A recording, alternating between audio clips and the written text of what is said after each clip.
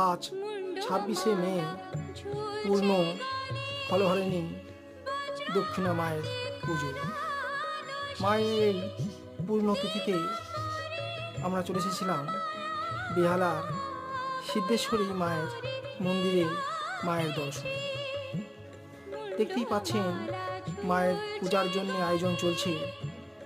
ফুল দিয়ে মাকে রাজবেশে সজ্জিত করা হয়েছে। ফলহরিণী মায়ের এই পুজোর জন্য 3টি অথবা 5টি ফল মাকে অর্পণ অর্থাৎ মাকে নৈবেদ্য দেওয়া হয়। পরবর্তীকালে পূর্ণে সঞ্চয় হয় মায়ের কাছ থেকে এবং ভক্তের আশা আকাঙ্ক্ষা পূরণ করেন মা নিজে। তাই মায়ের কাছে অগণিত ভক্তগণ হরে কৃষ্ণ